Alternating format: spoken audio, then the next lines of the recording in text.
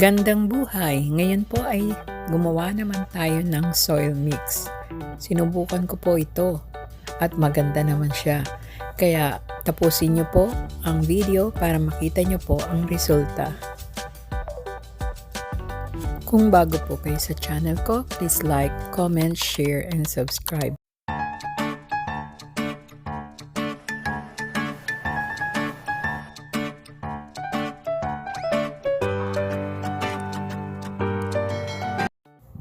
Wala po akong ibang soil dito sa syudad. So, ang i-improve ko po ay yung loam soil na nabili ko. So, haluan ko po siya ng coco peat. Nabili ko lang din po yan online.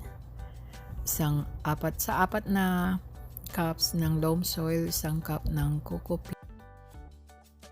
Ang coco peat ay 100% organic. It provides good drainage, good aeration. And also maganda yung pinaka water holding capacity niya. Maganda ang absorption. So it also promotes strong root growth. Ang sumunod po naman natin ay ang carbonized rice hull. So yung sinunog na ipa ng palay. So ito maganda po to, nagpo-produce ng good bacteria. And sabi nga po nila, ang carbonized rice hull ay nakakapagtaboy din ng mga pestes sa lupa. So ayan, 1 cup din po. O hindi masyadong puno na carbonized rice hull.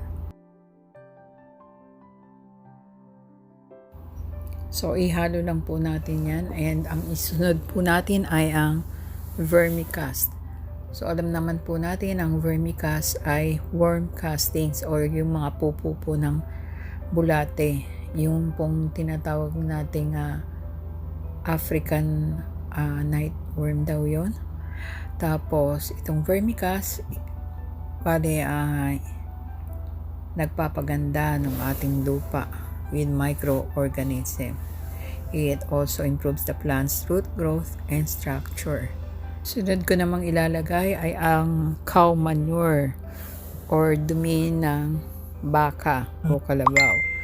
Kaudang isa ay inorganic materials and rich in nutrients.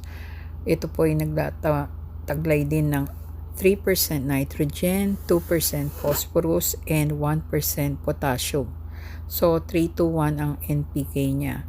Kailangan lang dito gamitin natin yung well composted or yung tuyong-tuyo po. Ang sumunod naman ay ang grinded eggshells. So, yan po para sa calcium naman ng mga halaman natin. Para ma-prevent po yung mga blossom end rot sa ating mga tanim. Sa mga prutas po, gaya ng kamatis, talong. Ayan po. At para mas tumibay-tibay po yung kapit. Kaya kailangan din ng halaman natin ng calcium. So, ayan, nalagay na po natin lahat yung ating organic material. Hahalo-haluin lang po natin para ma-mix maigi or kalat doon siya dun sa loam soil. I-mix lang natin maigi. So ito, meron po tayong 4 cups loam soil, tapos 1 cup ng coco peat, 1 cup ng carbonized rice hull, 1 cup ng vermicast, 1 cup ng cow manure, at yun nga pong ating eggshells, 1 cup din.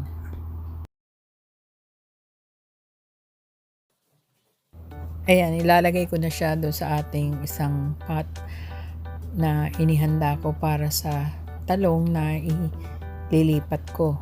Nag-dry na po siya at medyo, kung mapapansin nyo, ay lungkutin na nga.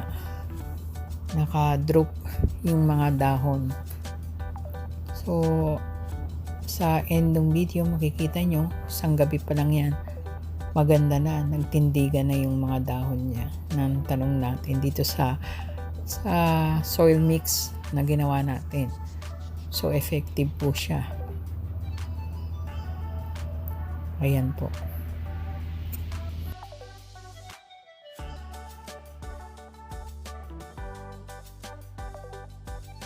Yan na po siya. Pansinin nyo na lang po yung dahon niya na medyo nakababa. Ito po, hindi po ba nakatindig na? Ang ganda na ng dahon. Isang gabi pa lang po yan dito sa ating soil mix na to. Maganda, di ba? Inaasahan ko na magiging maganda na ang pagbubunga niyan. Sana po ay naibigan nyo ang video ito, and please don't forget to like, comment, share, and subscribe. Pakihit na rin po ang notification bell para sa mga bagong videos.